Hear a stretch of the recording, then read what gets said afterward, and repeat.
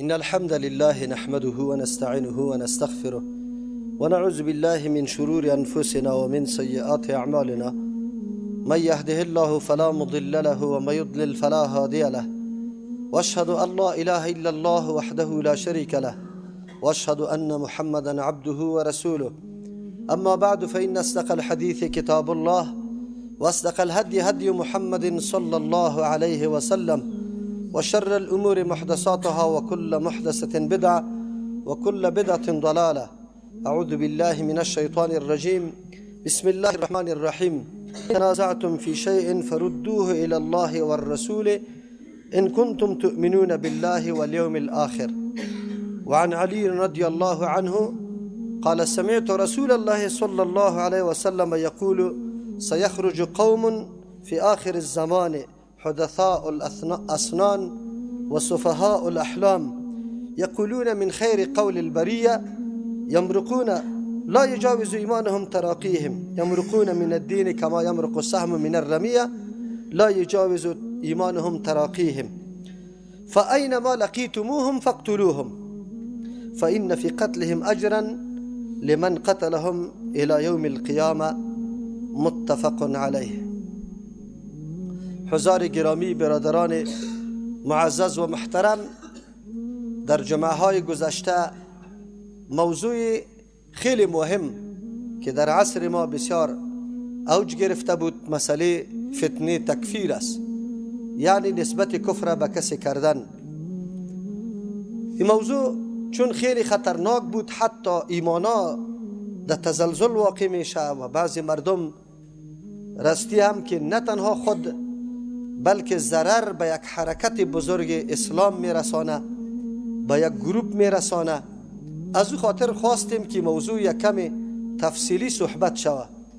در جمعه قبل از این جمعه که گذشت ریشه های تاریخی امی موضوع تکفیر شروع کرده بودیم و در این گپ خود رساندیم که اصل نشأت امچو فکری که مسلمانان را سخت به تشویش انداخت از کجا آغاز یافت و چه قسم آغاز یافت.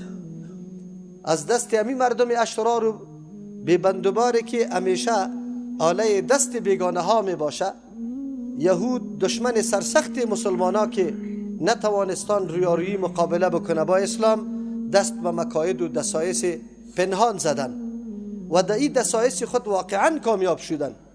دردسر بزرگی را برای خلافت اسلامی جور کردن، دردسر بزرگی را برای مسلمانان و اتحاد مسلمانان.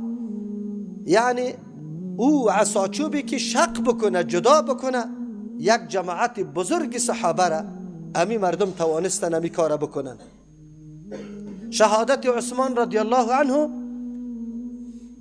از دست امی مردم اوباش و تربیه شده امی یهودا بودن که او را شهید کردن و بعد از او محاصره کردن علی رضی الله عنه را، که حتی با معاویه رضی الله عنه اول در جنگ وادارش میکردن. زمانی که و از طرف از ورقای قرآن کریم در سر نیزه بالا شد، علی رضی الله عنه را خودی امی مردم دعوت دادن برای از که ما چه قسم کتاب الله را بگذاریم و تو ما را دعوت به شمشیر میدی، بعد بشینی قطعی معاویه رضی الله عنه فیصله بشود. حکم هم ابن عباس رضی الله عنهما که از طرف علی رضی الله عنه مقرر میشد نگذاشتن. ابو موسی اشعری رضی الله عنه را حکم از طرف علی رضی الله عنه از طرف عراقیا انتصاب کردن. ولی وقتی که اونجا در فیصله نشستن، چون اصل هدف از یا جمع شدن مسلمانان نبودن، اصل هدف از یا فتنه انگیزی، نفاق و شقاق و جدایی که در بین صحابه باید پیدا شود، اصل هدفشان ای بود. از او خاطر به هیچ نوع فیصله از یا راضی نبودن که فیصله شود، جنگ در بین مسلمانان واقع نشود، تا ای که وقتی او را حکم قرار داد، بعد از فتوای کفر علی رضی الله عنه را این مردم چی میداد؟ فتوای کفر علی رضی الله عنه را میگه تو حکم ان الحکم الا لله، حکم در اختیار الله متعال است، تو دیگه کس حکم مقرر میکنی. علی رضی الله عنه گفت کلمت حق ارید بها الباطل، این کلمه خو حق است لیکن یا اراده باطل کرده. همیشه گروه های گمراه از آیات متشابهات، از آیاتی که یک چیزی برای نفی از یا باشه دنبال از او میشه. گاهی در محکمات رجوع نمیکنه آیات متشابهات که اینی آیت محکم وجود داره. خیر چرا ما چی ضرور است که ما در متشابهات بپیچیم وقتی که امر واضح موجود باشه؟ ضرورت به این چیسته که ما تاویلات در آیات های قرآن کریم مطابق مذاق و مسلک و منصب خود بکنیم؟ خیر و خلاص. یا در این دسیسی خود تقریبا در کامیابی رسیدن. علی رضی الله عنه در اون موقع ابن عباس رضی الله عنه را که روان کرد در پیش همین مردمی که جدا شده بود و خیلی مردم توسط تقریر ابن عباس رضی الله عنه پس دور خورد. چرا که ابن عباس رضی الله عنه برایشان دلیل پیش کرد که الله متعال در خون یک خرگوش اگر در ایام حج از دست محرم کشته میشه، الله متعال جزای مثل از او را مقرر کرده، اما فیصلهش دو شخص بکنه. یا ایها الذین آمنوا لا تقتلوا الصید وانتم حرم ومن قتله منكم متعمدا فجزاء مثل ما قتل من النعم يحكم به ذو عدل منكم. اگر کسی قتل کرد یکی از شما در میتور حالت احرامتان یک چیزی را از شکار، پس جزای از این مثل امو چیزی است که یا او را قتل کرده، لیکن فیصلهش دو شخص بکنه. آیا خونی خرگوش اینقدر اهمیت داره که الله متعال در حق از دو نفر حکم مقرر میکنه که حتی کدام شکاری را که محرم قتل کرده باید دو نفر عادل بخیزن مثل از او شکار از حیوانات اهلی را عوض یا جزای از او مقرر بکنه. الله متعال حتی نمیخواه که اگر محرم یک حیوانی که شکار گفته میشه قتل شده باشه جزایش از او شکار کرده مادون نباشه، در جسه و در قیمت پایین نباشه، بلکه چه قدری که این شکار تنومنده یا قوی تر قتل کرده امی قسم بعد جزایش هم مثلش واقع شوه و دو نفر عادلی را فیصله بکنه. زمانی که زن و شوهر با هم مخالفت میکنه، آخرین مرحله بعد از نصیحت، بعد از جدا کردن جای، بعد از زدن ادبی اگر اصلاح نشد، چهارم مرحله روان کردن حکم از فیصله کن. یک شخص از طرف مرد و یک شخص هم از طرف زن، اردویشان بشینه فیصله بکنه در بین دو. الله متعال نزاع دو زن و شوهر میگیره، برش حکم مقرر میکنه. آیا برای حفاظت خون مسلمانا، برای حفاظت از که اتفاق مسلمانا نگاه شوه، برای حفاظت انس و الفت و محبت مسلمانا، به این خاطر که نفاق و شقاق واقع نشوه، الله متعال حکم مقرر نمیکنه و اجازه نمیده. از این تقریر ابن عباس رضی الله عنهما بسیاری مردم فهمیدن، درک کردن، گشتن. اما اصل شرارت که از طرف امو چوچه های انگلیس برپا شده بود، اون مردم به این گپا قطعا قناعت نمیکرد. چرا و دنبال هدف خود میگشت. اصل هدف شانی بود که در بین صحابه نظام موجود باشه. این محبت و این الفتی که در بین صحابه است، اطاعت و تابعداری که برای صحابه است، این باید موجود نباشه، این از بین بره. از همون خاطر این گپا را دامن زدن. علی رضی الله عنه در اون جمعه براتان گفته بودم که فرمود که به الله قسم ما بهتر میدارم، دوست دارم که از آسمان خطا بخورم در زمین بیایم و توته شوم. این را خوش دارم از اینکه نعوذ بالله سخنی را به پیغمبر صلی الله علیه وسلم از دروغ نسبت کنم. اگر برای شما بشینم گپا را جور کده میتونم، چرا که جنگ خود است، لیکن نسبت گپا که به رسول الله میکنم نمیتونم که دروغ بگویم. از او خاطر حدیث فرمود که سمعت رسول الله صلی الله علیه و سلم، از پیغمبر علیه السلام شنیدم که فرمود، چی فرمود؟ سیخرجون قوم فی آخر الزمان، یک قوم در آخر زمانه میبرایه. چی علامات داره؟ در دیگه حدیث ها بسیار تفصیلا آمده. و حدثاء الاسنان و در بعضی روایت ها احداث الاسنان است. سنشان جدید است، نوخیز هستند، نونهال هستند، تعالی را او قدر تجربه زندگی هم نکرده، تحقیق علمی هم نکرده، معلومات کافی هم نداره، خو لیکن یک آیت و یک حدیث شاید شنیده باشه. سفهاء الاحلام است، عقلشان خیلی نارس است، رسایی نداره که درک و عمق یک قضیه را بتونه این علاماتشان است. یا یقولون من قول خیر البریه، من خیر قول البریه، یا گفتارم از بهترین سخن مخلوق میکنه، همیشه یاد از او سخن میکنه که در مخلوق بهترین سخن است که سخن رسول الله یا سخن کلام الله متعال است. دادم از او میزنه. لیکن یمرقون من الدین کما یمرق السهم من الرمیه، از دین میتور میبره مثل که تیر از کمان جدا شوه و بره، هیچ چیز دی تیر دیده نشوه، یعنی هیچ حصه از کمان قطعش موجود نداشته باشه، مثل که مرمی خطا میخوره میره و هیچ چیز باقی نمیمانه، یا از دین همی قسم میبره. لا یجاوز ایمانهم تراقیهم، در بعضی حدیث ها آمده که علمی از یا فهمی از یا از حنجره هایش پایین نشوده. چرا؟ به خاطری که معلومات کافی سری آیات کتاب الله و حدیث رسول الله وقت کار داره، مطالعه کار داره، زانو بزنی، چندین سال باید علم حاصل بکنی. به خاطری که علم تو حاصل شوه همه آیات قرآن کریمه بدانی که در بینشان تصادم و تعارض است یا نه. احادیث پیغمبر صلی الله علیه و سلم معلومات داشته باشی که آیا کدام فتوا از یک آیت میگیرم این تکر و تصادم با یک آیت و حدیث دیگه میشه یا نمیشه، یا این قدر علم حاصل نکرده لیکن فقط فتوا میدن. مردم کافر میگه، خونش حلال میدانه، جنگ با امروش حلال میدانه.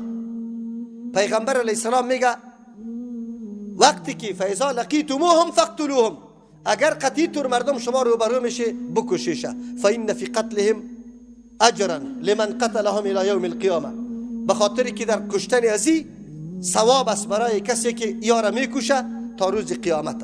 رسول الله چرا این بیان میکنه؟ پیغمبر علیه السلام از بعضی حالات امتی که در آینده میاد الله متعال آگاه کرده شه چی واقع میشه، و بیان پیغمبر به این خاطر است، بیان پیغمبر به این خاطر است که امت بسیار بیدار باشه، بسیار محتاط باشه، نشوه که نعوذ بالله مصداقی حدیث پیغمبر آدم خودی آدم بگرده که 4 روز مدرسه را نخواندیم، 1 روز زانوی خواب نزدیم برای فراگیری علوم، اما فتوایم از مفتی هم زیاد است. در مسئله استنجا و تیمم میایی در پیش عالم سوال میکنی، از او پرسان میکنی که وضو شد یا نشد، غسل شد یا نشد، واجب است یا نیست. اما در مسئله فتوای یک مسلمان که کافر است یا نه، مرتد است یا نه، زنش نکاحش خراب شده یا نه، آن قتلش رواست یا نه، خونش رواست یا نه، ریختن خونش، احکامی که از سر مرتد جاری میشه او هم سرش جاری میشه. دیستی فتوا میده، تو فتوا میدی، به فتوای تو کسی کافر نمیشه تا که به نزد الله و رسول الله کفر نباشه. مسئله کفر تعلق به الله و رسول الله داره، به فتوای تو نیست. 1 میلیون فتوا سر یک کسی بده که به نزد الله و رسول الله کافر نباشه، کافر نمیشه. اصولی که تو به خود وضع کرده ای و هر کسی را مخالفی و اصلت میدانی او را کافر میگی. امید طایفه‌ای که امت اسلامی را از او زمان کافر گفته بود تا آلی را امو درز و امو شقاق امو بدبختی در امت باقی ماند. امامت یکی از اصل دین خود قرار داد. کسی که امامت قبول نداره او کافر است. 12 امام قبول کن، معصوم بدانشه، علم ما کنه و ما یکونه را هم برش ثابت بکن. اگر تو همین 12 امام قبول نداری کافر هستی. اولین تکفیری، اولین کسی که نسبت کفر با مسلمان ها کرده همین طایفه است.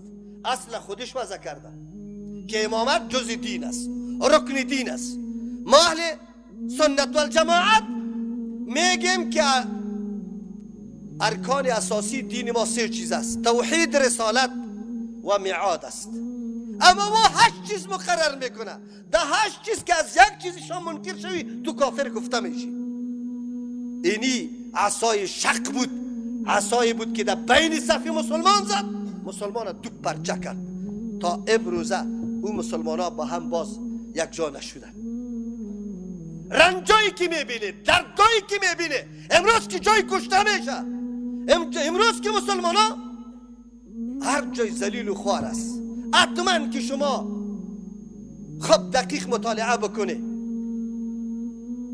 به ابرقدرت ها، به طاغوت ها امی مردم نوکری کرده، امی طور مردم ها که همیشه اسلام ضربه زده، توهین کرده، تحقیق کرده، صحابه را بد گفته، طعن و لعن گفته، امی مردم در زیر چیش کار کرده و امروز مسلمان ها که رنج میبره و تعذیب میشه، انواع تعذیب میشه. کی هستند؟ کیان اسلام و قلعه اسلام چه قسم شق میشه، جدا میشه. خو همی کارا را کردن. افسوس است که یک تعداد دیگه به نافهمی خود دست به این فتواها زده.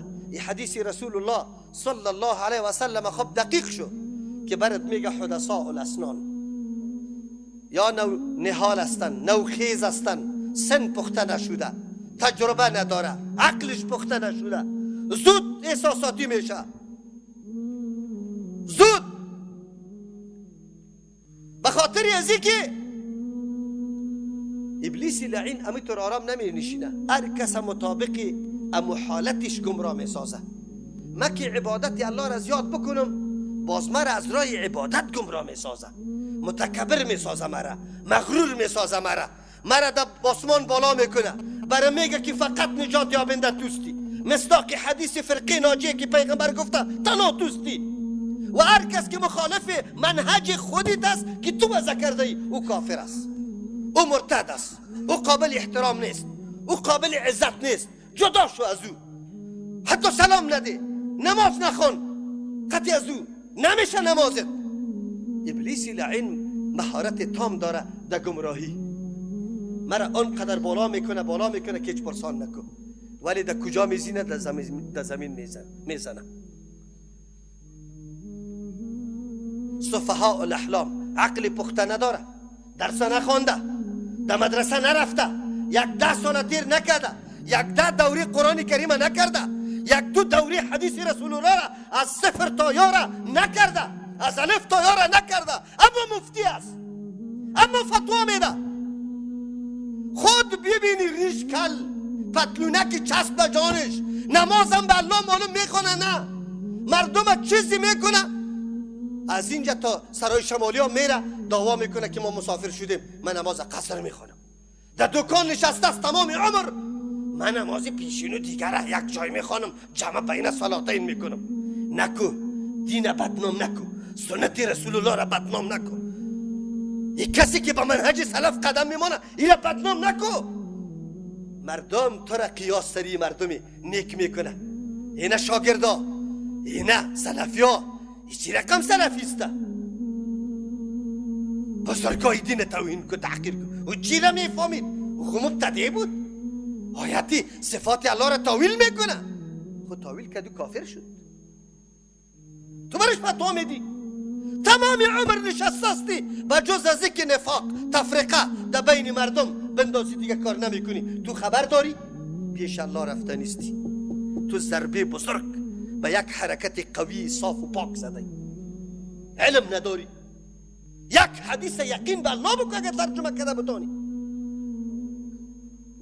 بگذار که فتوای کفر علما و مفتی بزرگ بده، تو در جایت فاسأل اهل الذکر هستی، تا علی را در اون مرحله نرسیدی.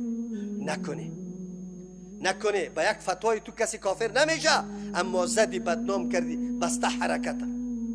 4 نفر مسلمان که گپای تو را ببینه، اخلاق تو را ببینه، روش تو را ببینه، حرکت تو را ببینه، میگه از این گروه گوشای خود کش میکنه که توبه این باشه، که همی بیخی حق باشه در جنت برم، قطع ازی نمیرم. چرا؟ به خاطری که توی طور حرکت انجام داده ای که قابل تحمل نیست. رسول الله صلی الله علیه وسلم گفته تو یک دفعه خودت قضاوت کنه، کجا درس خواندی، چی کردی، چه قسم فتوا میدی. از دین میبرایی مثل که تیر از کمان میبرای، خبر نداری، خدا بالا تراشیده ای، خدا فقط نجات یا بنده تنها خدا فکر میکنی، دیگه کلی مخلوق کافر است.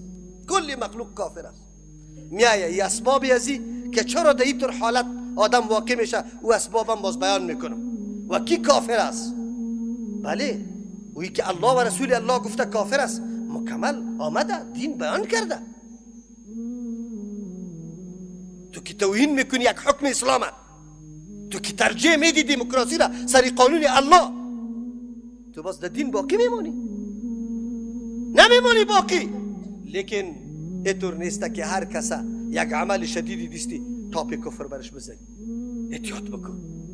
یک مسلمانی که خوب میبینی نماز میخوانه، روزه میگیره، یکی از ضرورات دین منکر نیست، فقط یک اصل تو وضع کرده، از امو اصل تو منکر است یا قبول نداره یا ذهنش کار نکرده، خلاص آسان چی میگی؟ تکفیرش میکنیم. شما یک گروپی است که الله شما را مقرر کرده و می خاطر که مردم تکفیر کنه. کافر گفتن به یک مسلمان. در جمعه براتون گفته بودم پیغمبر علیه السلام میگه لا یجاوز ایمانهم حناجرهم. از این گلون ایمان پایین نرفته. چرا؟ اگر ایمان در قلب رفته باشه، ایمان تقاضا از این را داره که کسی یک مرتبه لا اله الا الله میگه تا وقتی که یک موجب کفری از او را صراحتا واضحا ندیده باشی گاهی نسبتی غلط برش نمیکنه. چرا ایمان در قلب توست؟ تو را اگر کسی کافر بگویه از قلب تو خبر داره؟ یک کار انجام داده، چرا انجام داده؟ چه قسم انجام داده؟ ضوابط تکفیر و موانع تکفیر انشاءالله باز بیان میکنیم. ما تنها ریشه های تاریخی از زیرا بگویم. خوارج در زمان علی رضی الله عنه خارجی بود که هر کس مرتکب گناه میشد خلاص میگفت از دین برآمد، خلاصی کافر شد، این واجب شد جهنم سرش ابدا. آیا اسلام همینطور گفته؟ اهل سنت و جماعت مسلکش همیسته اگر کسی گناه کند برآمد از دین؟ در پشت سرش معتزله و گفتن بله از اسلام برآمده خود داخل در کفر نشده، قائل به منزله بین منزلتین شد. بالمقابل به عکس از یا مرجعه پیدا شد و گفتن مسلک یک کافر هر قدر اعمال صالح بکنه هیچ فایده نداره. این نبی قسم اگر مسلمان هر قدر گناه ها بکنه هیچ ضرر برش نداره، هیچ ضرر نداره. بالعکسش آمده دین ما دینی وسط است و کذالک جعلناکم امة وسطا، مبنی به اساس نصوص است.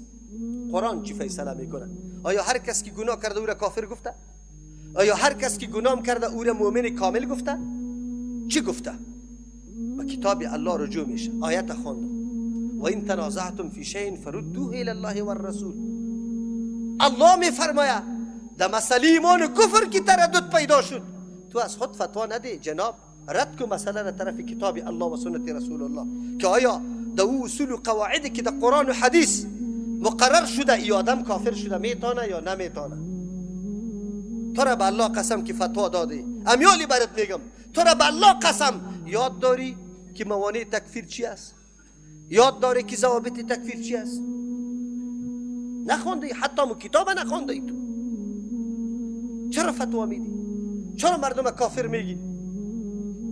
پیغمبر علیه السلام میگه فاذا لقیتموهم فاقتلوهم. قتل طور مردم امت اسلامی را متشتت ساخت. امت اسلامی عبادت های از یاره خوارج علاماتش که اونجا در حدیث بیان میکنه. نماز خود قطع نماز شما حقیر میدانه، روزی خود قطع روزی شما، تو عبادتی تو برش بسیار حقیر معلوم میشه، او بسیار خیلی زیاد بالا میتراشه، لیکن خود خیلی کلان میتراشه، در حالی که از حقیقت دین آگاهی نداره. در این حالت رسید. یک فتنه بزرگ بود، فتنه که از صحابه کرام شک شد یکی را الله جور کو، علی رضی الله عنه را الله بگو، ابو بکر و عمر رضی الله عنهما را جبت و طاغوت بگو، صحابه را مرتد بگو، عایشه را فاحشه بگو، نعوذ بالله. این گپا شروع شد، سند دین ما را مورد طعن قرار داد. بعد از او خوارج پیدا شد، معتزله در پالوش، مرجعه در پالوش. یو نمو فتنه های است که یکی پی دیگر آمده رویست تا که در زمان مامون به نام باطنیه پیدا شدن. باطنیه چی مانا؟ گفت مراد از نماز حفاظت راز امام است. راز امام است پاش نکو، این نماز است. احترامش بکو، این نماز است. از مفهوم شریعت یک گپ دیگر جور کردن. قائل به این شدن که یکی شریعت است، یکی حقیقت، یکی ظاهر است، یکی باطن. دین ظاهر و باطن داره. باطن کشیدن، باطنیه. یا بسیار فرقه ها شدن، هر کدامشان فقط به خاطر از بین بردن قلعه‌های اسلام حرکت کردن تا امروزم باقی است. امروزم خب بسا پیدا شده مردمای بیدین میگه کدام تفسیری که معالی میکنم یک کس تولید نکرده، نه فقط من میدانم. تفسیر چطور میکنه؟ اینی آیت این قدر حرفا داره، این حرفای قدر حساب ابجد میشه، این عمر فلانی را تعیین میکنه. همین مردم بیچارگک در مسجد در گردش نشسته است، دانا آواز برش باقی مانده. برش نمیگه که خب الله همی عقل از پیشش گرفته، که خیر صحابه نمیفهمیدن این تفسیره، رسول الله نمیفهمید این تفسیره، تابعین نمیفهمید تفسیره، تابعین نمیفهمید تفسیره. اینقدر علمای جیدی که قبلا تیر شد، آلی تو بدبختی خبیث آمده ای از قلب خود، از نفس ناقص خود، گندی خود به مردم قرآن به حساب ابجد تفسیر کرده رایستی. دعوا میکنی که تالی تفسیر نشده، برای شما ببینه در این کابلیتان چی میگذره، در کدام حالت مردم قرار داره، چی برش گفته میشه. زد دین تباه کرد. یکی ظاهر است، یکی باطن است. شخص باستن خود یک جا میبینه، نگو یاد کدام حالت دیگه است. تو چشمت غلط شده، یاد عالم دیگه است. نبودم اینطور، نیستم یالی اینطور. دختر کمرش بسته میکنه، خدمتگار خود قرار میده. یک مسلمان برش گفت که پیغمبر علیه السلام خب میگه که خلوت یک زن نامحرم قطعی تو حرام است، تو اینو چطور برای خود خدمتگار گرفتی؟ نکاح نمیتونه. چرا؟ پیر صاحب کمرش بسته کرده، تمام عمر قطعش زنا کرده رویست. عجیب. حماقت یک حد و اندازه داره، تا این اندازه را خونیسته. این را چی میکنی؟ خانه را علایده جور کده، اتاقی فیشندار مجلل که روح میگیرته. مردم ها زنا و دخترای خود میبره، او جنابی خبیث دختر و زن ده اتاق کش میکنه. ایره میگه تو آمده نمیتونی همینجا بشی. و که هر قدر چیخ میزنه اوجا والا جندیشه میکشه. تعجب نیست. تا که دینی ما به کدام عنوانا، به کدام طریقه ها، به کدام حالت ها، کدام قسم میشه از دین چی جور کردیم؟ او مردم دین سند داره، امور دین وضاحت داره، پنهان نیست.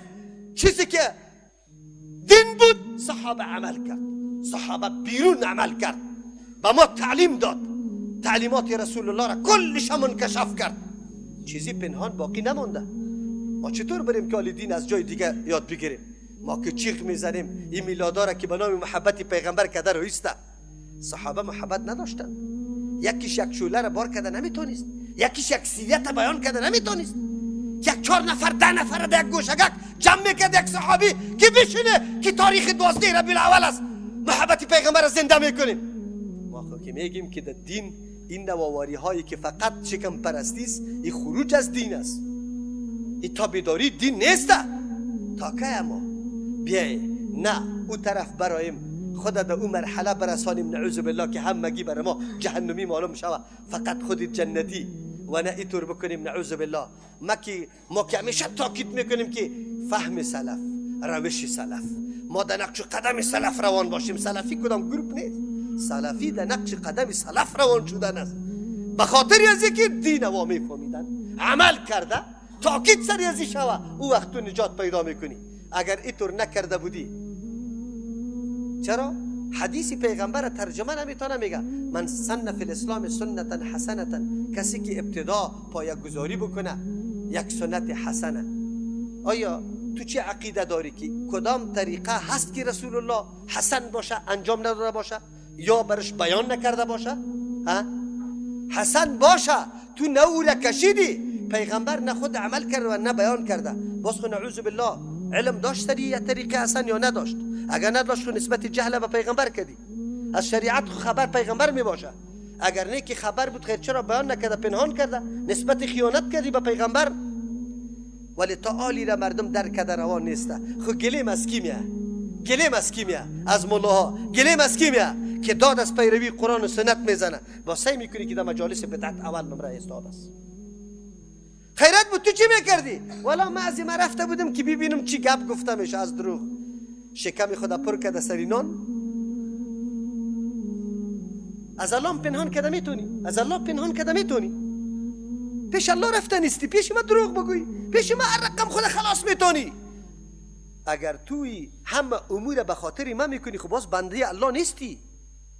بندگی الله تقاضا از این میکنه که خوفت از الله باشه، طمع ثواب از الله داشته باشی، رجا و امید به الله داشته باشی، از مخلوق الله خوف نداشته باش. بندگی میره میگه بیایی که کمی خود بیدار بکنیم. رسول الله ما را بیدار کرد. اینی طور فتنه ها پیدا میشه. نشوه که مصداقی حدیث پیغمبر من نگردم و نشوه که سخن ما سبب بدنامی یک حرکت عظیم نشوه، یک فکر عظیم نشوه. این گپی ما که بجای از که ما ثواب ببرم، نعوذ بالله اولا بر جهنمی مشوم. انسان قدر احتیاط میکنه. چرا؟ علم ندارم، معلوماتی کافی ندارم.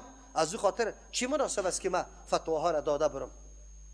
انشاءالله آینده ضوابطان بیان میشه. ایمان تشریح میکنیم که ایمان چی را میگه، کفر چی را میگه، که انسان کافر میگرده. این کلش بخیر بیان میشه. به می خاطر که ما بفهمیم، خود بدانانیم که ما کیستیم، چه قسم عقیده داشته باشیم. آیا یک آدم کی کافر میشه؟ این گپا را باید بدانیم. نشوه از او خاطر در مسئله کفر از احتیاط قوی کار بگیریم که نشوه مصداق حدیث پیغمبر صلی الله علیه وسلم بگردیم که رسول الله گفته که فإن فی قتلهم اجرا، در کشتن از یا اجر است. لمن قتلهم الى یوم القیامه، تا روز قیامت که تو مردم را میکشی تو اجر داری. پیغمبر گفته نشوه که مصداق حدیث ما نگردیم. از او خاطر از کمال احتیاط کار میگیریم. بارك الله لنا ولكم في القرآن العظيم ونفعنا وإياكم بالآيات والذكر الحكيم. استغفر الله لي ولكم ولسائر المسلمين فاستغفروه إنه